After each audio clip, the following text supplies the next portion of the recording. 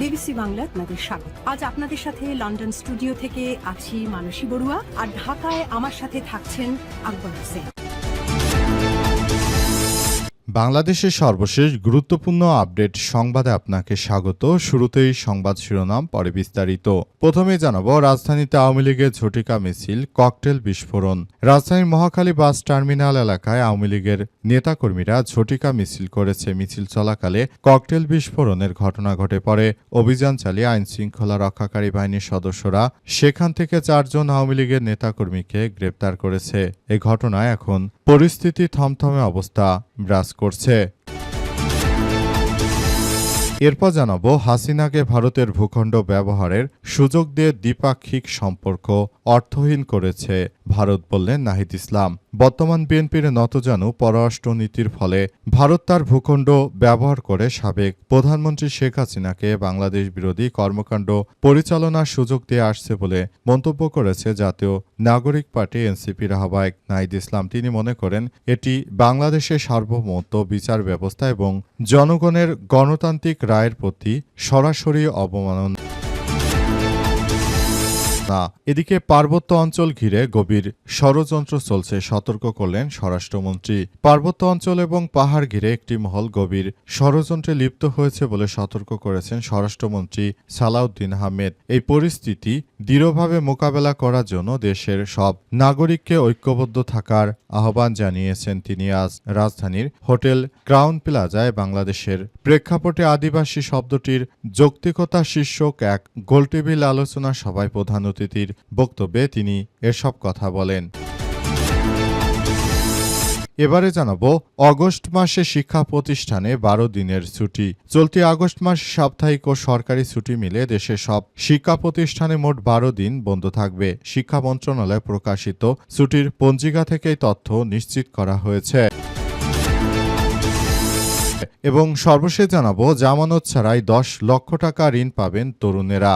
1000 কোটি টাকার তহবিল গঠন। তরুণ উদ্যোক্তাদের উদ্যোক্তা হিসেবে গড়ে তুলতে 1000 কোটি টাকার বিশেষ তহবিল গঠনের উদ্যোগ নিয়েছে বাংলাদেশ ব্যাংক। এই তহবিল থেকে যোগ্য তরুণ উদ্যোক্তারা কোনো ধরনের জামানত ছাড়াই সর্বোচ্চ 10 লক্ষ টাকা পর্যন্ত ঋণ পাওয়ার সুযোগ পাবেন। ঋণের সুদহার 4% থেকে সর্বোচ্চ 6% পর্যন্ত নির্ধারণের পরিকল্পনা করা হচ্ছে। শুধু তাই নয়, নিয়মিত কিস্তি পরিশোধ এবং ব্যবসায় ভালো পারফরমেন্স দেখাতে পারলে ঋণের সমপরিমাণ অর্থ অনুদান দেওয়ার পরিকল্পনা রয়েছে সরকারের। প্রাথমিকভাবে দেশের 500টিরও বেশি উপজেলা থেকে যাচাই বাছাই করে অন্তত 5000 নতুন উদ্যোক্তাকে এই সুবিধার আওতায় নিয়ে আসা হচ্ছে। প্রিয় দর্শক, এতক্ষণ শুনছিলেন সংবাদ শিরোনাম, এবারে বিস্তারিত। তবে তার আগে বন্ধুরা, অনুরোধ থাকবে এই সংবাদটিতে একটি লাইক দিন। এই চ্যানেলে আপনি নতুন হয়ে থাকলে আমাদের সংবাদটি দেখতে দেখতে চ্যানেলটি সাবস্ক্রাইব করে রাখুন। কমেন্ট করে বন্ধুরা আপনার মূল্যবান মতামত জানিয়ে দিন আপনি বিশ্বের কোন দেশ থেকে বা বাংলাদেশের কোন স্থান থেকে আমাদের সংবাদটি দেখছেন এবং শুনছেন। আর বন্ধুরা, সংবাদটি আপনার সোশ্যাল মিডিয়া ফেসবুকে শেয়ার করে বন্ধুদেরও দেখার সুযোগ করে দিন। গাজা যুদ্ধে আপনি যদি নিরীহ ফিলিস্তিনিদের ভালোবেসে থাকেন বন্ধুরা, কমেন্টে ইয়েস লিখে পুরো বিশ্ববাসীকে আমাদের এই তাজা আপডেটটি দেখার সুযোগ করে দিন। এবারে বিস্তারিত। রাজধানীতে আওয়ামী লীগের মিছিল, ককটেল বিস্ফোরণ। রাজধানীর মহাখালী বাস টার্মিনালে আওয়ামী লীগের নেতাকর্মীরা বিক্ষোভ মিছিল করেছে অবস্থায় সেখানে থাকা পুলিশের সদস্যরা তাদেরকে ঠেকাতে পারেনি। বিএনপির নেতাকর্মীরাও তাদেরকে ঠেকাতে পারেনি। আওয়ামী লীগের নেতাকর্মীরা তারা সেখানে বিক্ষোভ মিছিল করতে থাকে। এই ঘটনায় উক্ত এলাকায় আওয়ামী লীগের নেতাকর্মীরা তারা রাস্তায় নেমে জয় বাংলা, জয় বঙ্গবন্ধু স্লোগান দিতে থাকে। তারা আরও স্লোগান দেয়, শেখ হাসিনার ভয় নাই, রাজপথ ছাড়ি না ইত্যাদি নানা রকম স্লোগান দিতে থাকে। এই ঘটনার পর থেকেই আসলে নতুন করে আবারও দেশের মধ্যে এক ভয়াবহ পরিস্থিতির সৃষ্টি হচ্ছে। এই পরিস্থিতি একটি বিপর্যয়কর পরিস্থিতির মধ্য দিয়ে যাচ্ছে।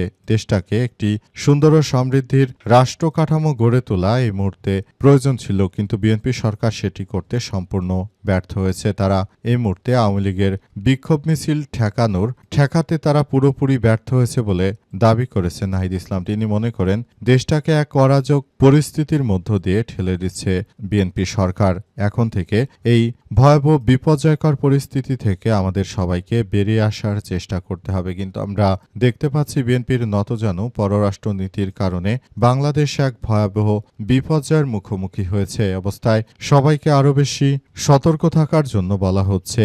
অবস্থায় আওয়ামী লীগের নেতাকর্মীরা তারা আগের থেকে আরও বেশি জড়ো হয়ে দেশ জুড়ে আবারও তারা কার্যক্রম শুরু করেছে। অবস্থায় নেতাকর্মীদের সবাইকে সতর্ক থাকার জন্য নির্দেশনা দেওয়া হয়েছে।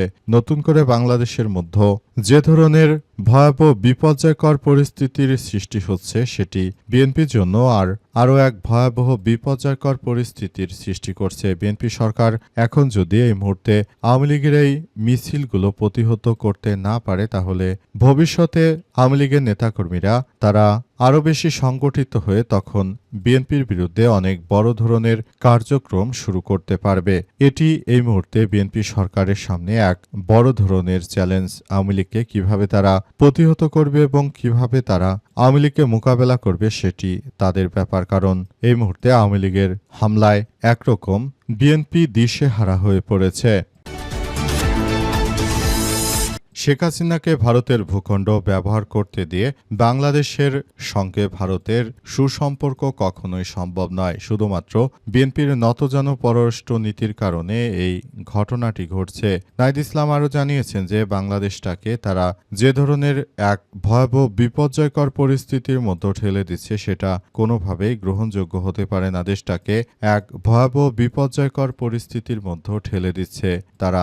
নতুন করে বাংলাদেশটাকে এক ভয়াবহ বিপর্যয়কর পরিস্থিতির মধ্যে ঠেলে দিচ্ছে বর্তমান সরকার। তারা দেশটাকে এক ভয়াবহ বিপজ্জনক পরিস্থিতির মধ্যে ঠেলে দিচ্ছে। অবস্থায় বাংলাদেশ আসলে কোন দিকে যাচ্ছে সেটি এখন পর্যন্ত বোঝা যাচ্ছে না। বর্তমান বিএনপি সরকার তারা দেশটাকে এক ভয়াবহ বিপর্যয়কর পরিস্থিতির মধ্যে ঠেলে দিচ্ছে। তারা দেশটাকে এক অশান্ত পরিস্থিতির দিকে নিয়ে যাচ্ছে। ভারতে বসে বর্তমান বিএনপি সরকার ক্ষমতায় থাকতে কি করে শেখ হাসিনা ভারতে বসে বাংলাদেশের বিরুদ্ধে এই উস্কানিমূলক সংবাদ সম্মেলন করে সেই বিষয়গুলো আসলে তারেক রহমানের নতজানু পররাষ্ট্র নীতির কারণে এমন বিষয়গুলো করার সাহস পাচ্ছে শেখ হাসিনা। বর্তমান সরকার যদি যথাযথভাবে দায়িত্ব পালন করতে পারত, যদি ভারতের কাছে নাকে খত দিয়ে ক্ষমতায় না আসতো, তাহলে বর্তমান এই ধরনের ঘটনা ঘটার কোনো উপায় ছিল না বলে জানান নাহিদ ইসলাম। তিনি আরও জানান দেশটাকে যে ভয়াবহ ষড়যন্ত্রের দিকে এগিয়ে নিয়ে যাওয়া হচ্ছে সেখান থেকে সবাইকে বেরিয়ে আসতে হবে। দেশটাকে সুন্দর ও সমৃদ্ধির একটি ভবিষ্যতের বাংলাদেশ গড়ে তুলতে হবে। পার্বত্য অঞ্চল ঘিরে গভীর ষড়যন্ত্র চলছে, সতর্ক করলেন স্বরাষ্ট্রমন্ত্রী। বাংলাদেশের পার্বত্য অঞ্চল এবং পাহাড় ঘিরে একটি মহল গভীর ষড়যন্ত্রে লিপ্ত রয়েছে বলে সতর্ক করেছেন স্বরাষ্ট্রমন্ত্রী সালাউদ্দিন আহমেদ। এই পরিস্থিতি দৃঢ়ভাবে মোকাবেলা করার জন্য দেশের নাগরিককে ঐক্যবদ্ধ থাকার আহ্বান জানিয়েছেন তিনি। আজ রাজধানীর হোটেল ক্রাউন প্লাজায় বাংলাদেশের প্রেক্ষাপটে আদিবাসী শব্দটির অযৌক্তিকতা শীর্ষক এক গোলটেবিল আলোচনা সভায় প্রধান অতিথির বক্তৃতায় তিনি এমন কথা বলেন। স্বরাষ্ট্রমন্ত্রী জানিয়েছেন পাহাড়ি অঞ্চলে শান্তি এবং স্থিতিশীলতা নষ্ট করতে একটি মহল ধারাবাহিকভাবে তৎপর রয়েছে। দেশের স্বার্থে পার্বত্য এলাকায় নিরাপত্তা বজায় রাখতে সবাইকে ষড়যন্ত্রের মোকাবেলা করে ঐক্যবদ্ধ থাকার জন্য সুদৃঢ় আহ্বান জানিয়েছেন তিনি। একই অনুষ্ঠানে তিনি পার্বত্য মন্ত্রী জহিরুদ্দিন স্বপন বলেছেন, আদিবাসী শব্দের বিতর্ক নিয়ে কোনো ধরনের পাতানো ফাঁদে পা দেওয়া যাবে না। পাহাড়ি জনগোষ্ঠীর স্বাধিকার অধিকার রক্ষার পাশাপাশি দেশের সামগ্রিক জাতীয় উন্নয়নে তাদের নানাভাবে সম্পৃক্ত করার উপর বিশেষ গুরুত্ব আরোপ করেছেন তিনি। রাজধানীর হোটেল ক্রাউন প্লাজায় অনুষ্ঠিত গোলটেবিল বৈঠকে বিভিন্ন সম্প্রদায়ের প্রতিনিধি এবং বিশিষ্ট সুশীল সমাজের প্রতিনিধিরা অংশ নেন। দিনব্যাপী এই গুরুত্বপূর্ণ আলোচনায় প্রায় 40 জন বরেণ্য বক্তা সুচিন্তিত মতামত তুলে ধরেছেন। অগস্ট মাসে শিক্ষা প্রতিষ্ঠানে 12 দিনের সরকারি ছুটি। চলতি মাসে সরকারি ছুটি হবে মোট 12টি বলে জানা গেছে আগস্ট মাসে এত দীর্ঘ ছুটি হয়, যারা সরকারি চাকরিজীবী রয়েছে তারা দৃঢ়ভাবে অনেকেই খুশিতে আত্মহারা। এক মাসে এত দীর্ঘ ছুটি হওয়ার কারণে তারা অনেকেই নানা রকম প্ল্যান বানাতে শুরু করেছে। কেউ কেউ পরিবারকে নিয়ে ঘুরতে কেউ কেউ নানাবিধ কার্যক্রম করার পাশাপাশি তারা পরিবারকে সময় দেওয়ারও বিভিন্নভাবে তারা চেষ্টা চালিয়ে যাচ্ছে এবং তারা জানিয়েছে যে এই মাসটি আমাদের সবার জন্য খুবই সুখের মাস, কারণ এই মাসে এত দীর্ঘ ছুটি পাচ্ছে শিক্ষা প্রতিষ্ঠানে যারা কর্মরত তারা মূলত এই মাসটির জন্যই অপেক্ষা করেছিল, কারণ তারা এই মাসকে এমন একটি মাস যখন অনেক বেশি শীতও নেই, অনেক বেশি গরমও নেই, সুতরাং এই মাসেই তারা নানা রকম প্ল্যান পরিকল্পনা তৈরি করছে। চলতি অগস্ট মাসে সাপ্তাহিক এবং সরকারি সব ছুটি মিলে দেশে সব শিক্ষা প্রতিষ্ঠানে মোট 12 দিন ছুটি থাকবে। শিক্ষা মন্ত্রণালয়ের প্রকাশিত ছুটির পঞ্জিকা থেকে এই তথ্য নিশ্চিত করা হয়েছে। পঞ্জিকা অনুযায়ী মোট 9 দিন সাপ্তাহিক ছুটির পাশাপাশি অতিরিক্ত 3টি সরকারি ছুটি রয়েছে।